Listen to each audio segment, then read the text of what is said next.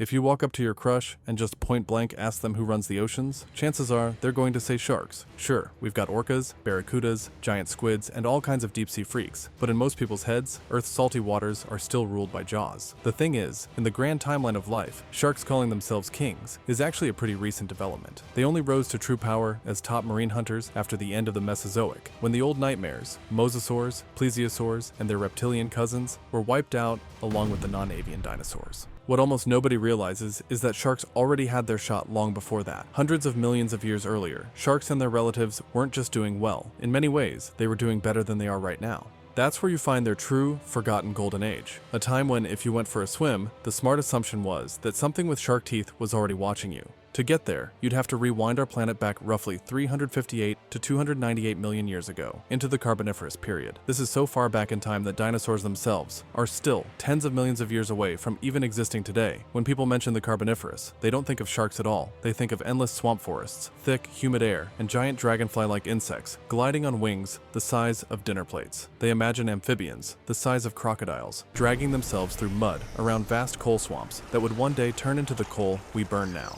But just beneath the surface of the lakes, rivers, and especially the oceans, something very different was happening. Down there, the world belonged to sharks and shark-like predators. From the scraps they left behind, mostly teeth, fin spines, and tiny pieces of cartilage, paleontologists have identified more families of shark-type fishes in the Carboniferous than there are families of true sharks alive today. And that number becomes even more ridiculous when you realize that ancient oceans actually had fewer marine groups overall than modern seas. Sharks and their kin weren't just present, they made up a much larger slice of everything that swam. If you tried to make today's oceans as shark-heavy as the Carboniferous, you'd basically need to duplicate shark diversity. You'd have to add so many new kinds of sharks that almost everywhere you turned in the water, something with fins and teeth was lurking. And this was happening in oceans that didn't yet have whales, dolphins, penguins, mosasaurs, or plesiosaurs, none of the later glamorous marine killers. For a while, the role of apex nightmare belonged almost entirely to shark-like animals. On land, the Earth's surface was slowly rearranging itself into something enormous. The scattered continents were drifting together, colliding and welding into a newborn supercontinent called Pangaea. Eventually,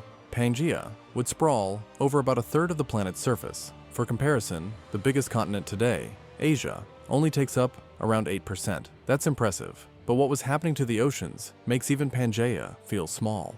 As those chunks of land slammed together, they left behind vast, uninterrupted stretches of water. Superoceans we simply don't have anymore. The biggest of them was Panthalassa, an ocean so enormous it covered more than half of Earth's entire surface on its own. If you tried to fly across it in a modern jet, you wouldn't be looking at a 10-hour flight. You'd be staring down at empty blue for more than a full day. Closer to the equator, trapped between island chains and continental fragments, lay the Paleotethous Ocean, still huge by modern standards, just more boxed in. For anyone with a fear of deep, open water, this is the worst possible version of Earth. One face of the globe almost entirely ocean, with no continents breaking up that endless blue, and the Carboniferous didn't leave those waters calm.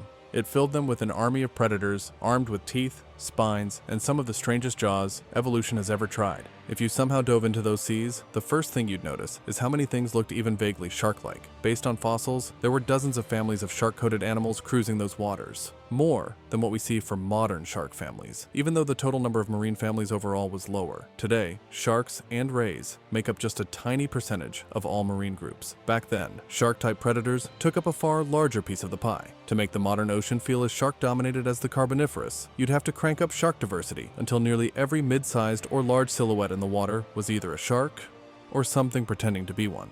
So why were sharks and their cousins doing so absurdly well here, when they weren't the main stars before? The answer starts with a disaster. Right before the Carboniferous, the planet had been hammered by the late Devonian mass extinction, one of the big 5 extinctions in Earth's history. It wiped out around half of all known genera, and the oceans took the hardest hit. Before that, the top predators weren't sharks at all. They were armored-jawed fishes called placoderms, including legends like Dunkleosteus and giant sea scorpions, Eurypterids, that patrolled shallow seas. Those were the boss monsters of the Devonian oceans. Then the extinction hit. Climate shifts, volcanic activity, changes in plant life on land that dumped nutrients and messed with oxygen levels in the water. Whatever exact mix did it, it slammed the reset button on marine food webs. Many of the old apex predators either dwindled or vanished entirely. Sharks and their relatives, meanwhile, made it through in relatively better shape. They didn't beat the placoderms in straight combat. They simply survived what the others couldn't. By the time the Carboniferous began, they found themselves in a world full of empty positions. The top slots in the food chain, vacant, mid-level predator roles, vacant, strange experimental niches, also wide open. Evolution effectively handed them a blank canvas and said, "All right, let's see what you can do."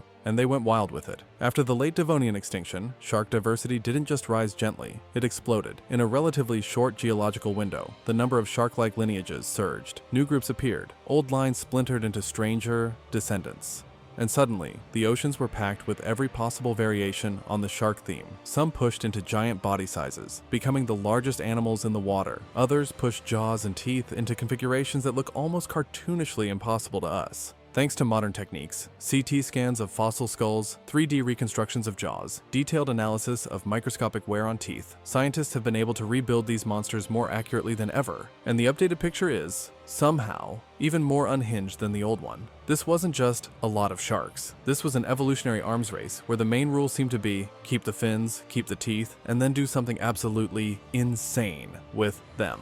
One of the main stars of this age belonged to an extinct order called the Eugeneodonts. These weren't your sleek, modern great whites. They were shark-like fishes that looked like someone had merged a shark with a hardware store. Their pectoral fins were often long and wing-like, supported by extended internal rods that gave them a distinct profile, but their real madness was in their mouths. Instead of rows of teeth lining the jaw edges like modern sharks, Eugeneodonts anchored their teeth in tooth whorls, spirals, or arcs of continuously replacing teeth rooted along the midline of the jaws. Imagine replacing the neat bite of a great white with a rotating layered saw blade. In different species, those whorls looked like curved shears, chainsaws, buzzsaws, or tightly coiled spirals buried deep in the mouth. These weren't decorative.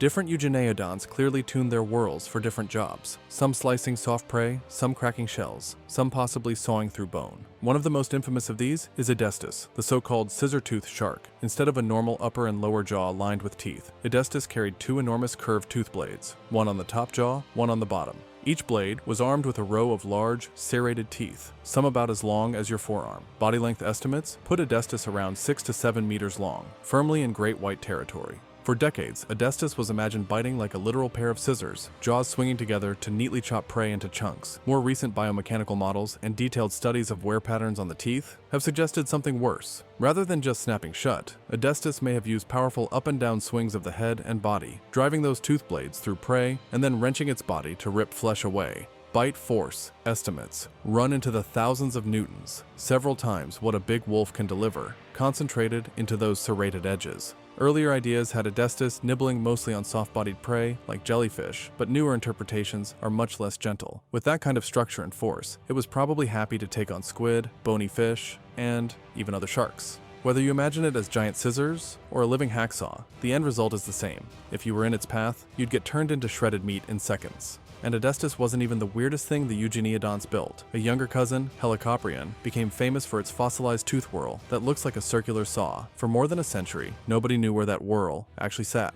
Old reconstructions had it sticking straight out like a buzzsaw at the front of the jaw, hanging like a beard under the chin, or even slapped on the snout like a nightmarish pizza cutter. Modern CT scans of well-preserved skulls finally solved the mystery. The whorl sat deep inside the lower jaw, coiled forward, not dangling outside. It didn't spin like a literal buzzsaw. Instead, as Helicoprion bit down, the front teeth on the whorl would snag prey, while the rolling motion of the jaw would drag that prey deeper into the mouth, slicing as it went. Earlier researchers thought Helicoprion mostly grabbed soft squid. Newer mechanical tests and stress models suggest it could do more, cracking shells or stripping tough tissues from armored cephalopods. And even that design wasn't a one-off. Back in the Carboniferous, Eugeneodonts like Campyloprion were already playing with tooth whorls on a massive scale. Some reconstructions, based on whorl size and tooth growth patterns, suggest that the largest Campyloprion individuals might have approached whale shark-like lengths, making them some of the biggest animals in the sea at that time. Though those numbers are still being refined as more fossils are found.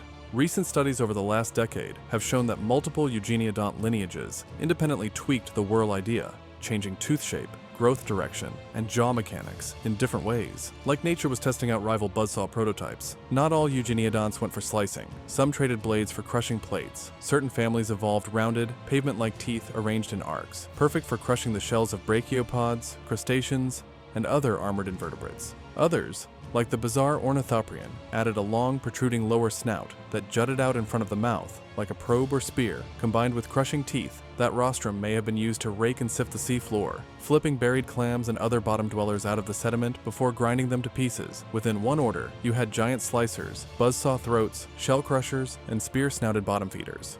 If there was a niche available, a Eugeneodont was probably experimenting with it. While the Eugeneodonts were turning their jaws into hardware, another shark-like group focused its weirdness on the fins. These were the Ctenacanthiforms. At first glance, they looked more sharky, streamlined bodies, pointed snouts, but with one big twist: their dorsal fins. Instead of one big first dorsal and a smaller second fin like most modern sharks, many Ctenacanths had two large dorsal fins. Each one carried a thick, heavily ornamented spine at the front, often lined with ridges and thorn-like projections. They were, quite literally, swimming around with cactus-style spines bolted to their backs. Many of these animals lived near coasts, in shallower waters not too different from modern continental shelves. Here, they probably hunted like bully sharks of their time, lurking near murky shorelines, then launching short, explosive bursts when something swam too close. Common species hit around 2 meters in length, with some pushing larger, but their teeth weren't built for refined slicing. They tended to be multi-cusped, designed to grab and hold prey so it could be swallowed whole. A bite wouldn't cut you into two neat pieces. It would feel like being tackled by a mouthful of sharp steaks and dragged under. Some Ctenacanths scaled up into true heavyweights. Large open ocean forms filled the same ecological role that great white sharks occupy today. Fossils of gigantic Ctenacanth skulls, and teeth suggest lengths in the 7-meter range or more. With robust jaws and long, stabbing teeth, capable of overpowering almost anything smaller than them, modern work from sites like Mammoth Cave in Kentucky and other ancient seaways has described new species in this group, refining their size estimates and confirming just how important they were as apex predators. For a while, if you were crossing Panthalassa as a mid-sized fish, there was every chance something Ctenacanth-shaped and very hungry was following you. But as strange as their spines were, they still looked tame compared to what some other shark-like groups did to their dorsal fins. That's where the Symmoriiforms enter the story. Some of these were fairly ordinary on the outside. Others looked like they had been designed by someone who misclicked every option on a character creator. The most notorious of them are the Stethacanthids. Their dorsal fins didn't look like fins. They looked like anvils or ironing boards mounted onto the spine. On top of this flattened fin, and across part of the head, they carried dense patches of tiny tooth-like spines, forming a rough brush pad. From a swimming perspective, this is awful. Huge flattened surfaces, covered in drag-creating texture, making you slower and less efficient. The key detail is that only males had the full anvil fin and spiny pad. That strongly suggests these structures weren't about hydrodynamics at all. They were about display. Most researchers think Stethacanthids used that bizarre fin and spine field in mating rituals and social interactions. An underwater billboard saying, "Look at me," to females, or a combat crest used in contests between males. Somehow, despite being arguably one of the worst designs for fast swimming, they stuck around for tens of millions of years and spread across much of the world. So whatever they were doing with those fins, it worked. A close relative, Falcatus, took a different visual route. It was a tiny deep-water shark, shorter than a school ruler, with big eyes for seeing in the dark and a long tail for quick bursts of speed. In males, a single, long dorsal spine curved over the head like an antenna or horn. Once again, only the males had this exaggerated structure, pointing straight at a role in mating displays. Falcatus and its relatives had simple, conical teeth and probably preyed on small fish and invertebrates in the deep, but visually they looked like nature had dropped a unicorn into the midnight zone. While all these specialists were going off in extreme directions, another group took the opposite approach. Rather than focus on one job, they tried to be decent at everything. These were the Hybodonts. Their trademark was their teeth, or more accurately, how incredibly varied they were. In different Hybodont species, you can find crushing teeth built like cobblestones for breaking shells, sharp grasping teeth for swallowing fish whole, and teeth with small cutting edges for slicing softer fare. They were compact, sturdy sharks, not the fastest long-distance cruisers, but capable of dangerous bursts of speed to slam into unsuspecting prey. Some Hybodonts reached around 3 meters in length, making them respectable mid to large predators. Hybodonts first show up in the late Paleozoic, but they really thrive later, in the Mesozoic, hanging on all the way to nearly the end of the age of dinosaurs. Recent work on Hybodont egg cases, little corkscrew-like fossils, once mistaken for plant remains, has shown they appear in both marine and freshwater deposits, proving that some species lived in rivers and lakes, while others patrolled the open ocean. In a world full of extreme specialists, Hybodonts were the Swiss Army knife sharks, ready to slot into almost any available niche. By the late Carboniferous, shark-like predators weren't satisfied with owning just the seas. They began to push inland. Fossil egg cases and teeth showed them turning up in ancient rivers, lakes, and swamp systems across what was then Pangaea. Hybodonts were among the first to make that leap, but they didn't stay alone for long. Once sharks had a foothold in freshwater, another group arrived that made river monsters sound almost too tame: the Xenacanths. Xenacanths looked less like the classic shark silhouette and more like eels with attitude. They had long, narrow bodies, a continuous fin running from behind the head, along the back and around the tail, and a distinctive backward-pointing spine sticking up from the back of the head or neck.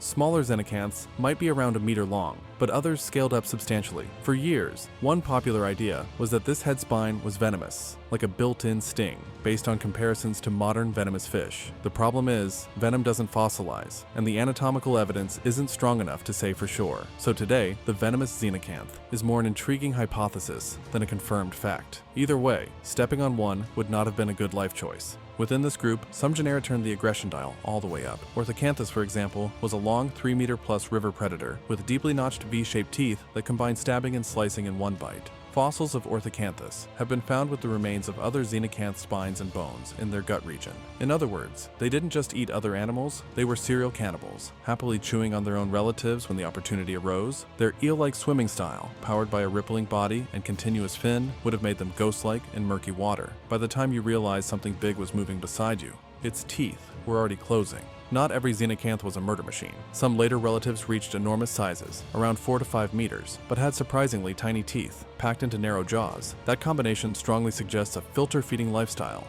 more like a freshwater basking shark than a classic hunter. These giants likely cruised ancient rivers and lakes with their mouths open, sieving out plankton and small organisms, which is its own kind of horror. In some Paleozoic, freshwater systems, every level of life was being hunted. Big animals had to worry about cannibal river eels, mid-sized fish had to worry about ambush hybodonts, and the tiniest drifting organisms had to worry about being vacuumed up by a filter-feeding Xenacanth the size of a van. There's one last twist to all of this. Technically, a lot of these animals weren't true sharks in the way we use the word today. Modern sharks belong to a crowned group called Neoselachians. Many of the creatures we've just talked about, Eugeneodonts, Xenacanths, Stethacanthids, early Ctenacanths, sit outside that crowned group, on distant branches of the cartilaginous fish family tree. Calling them all sharks is a bit like calling every prehistoric reptile a dinosaur. It's convenient, and from a distance, they fit the vibe, but the details are more complicated. Ecologically, though, the label still fits what was happening. During the Carboniferous, shark-like predators reached a level of diversity, weirdness, and ecological coverage they've never quite matched, since not even the giant insects the period is famous for were dominating their world the way these shark-coated fishes were dominating theirs. So how did they lose it? The same way they rose. Extinction, but this time, repeated. Late in the Carboniferous, Earth got hit by a 1-2 punch. There were serious marine crises that knocked out huge portions of ocean life. And on land, the Carboniferous rainforest collapse shattered those vast swamp forests into isolated patches as climate and sea level shifted, that hit coastal ecosystems particularly hard, exactly where many of these shark-like predators lived and bred. Because they were everywhere, and because so many of them were big, wide-ranging animals at the top of food webs, they were also highly vulnerable. A massive number of lineages vanished. Others survived, but diminished. Sharks and their relatives limped into the Permian weaker, but still impressively varied. Then things got worse. The Permian brought more environmental instability, culminating in the end, Permian mass extinction, the worst die-off in the history of life. When the dust finally settled and the Mesozoic began, that unhinged, Carboniferous shark fest was gone. The buzzsaw jaws, the anvil fins, the cactus-back ambushers, the cannibal river eels, most of those experiments had been deleted from the planet. And yet, sharks as a broader group didn't vanish. The lineages that would give rise to modern sharks, rays, and chimeras endured. They rebuilt. Over the next 100 million years, new kinds of sharks appeared in the Mesozoic seas, some rising again into apex roles alongside marine reptiles. After the dinosaurs fell, they did it again in our modern oceans. You can look at the Carboniferous as a failed experiment, an age where evolution went absolutely crazy with shark designs, only to have them wiped out by forces far beyond their control. Or you can see it as proof of how absurdly tough this group really is. Even after surviving multiple mass extinctions, including the worst one we know of, sharks still found ways to climb back to the top. So when people today say sharks are the kings of the sea, they're really just watching the latest season of a franchise that's been running for over 400 million years, and the Carboniferous was that wild spin-off series almost nobody talks about anymore. The one where the oceans, rivers, and lakes were so full of teeth and fins that no matter where you swam, there was something out there built specifically to eat you.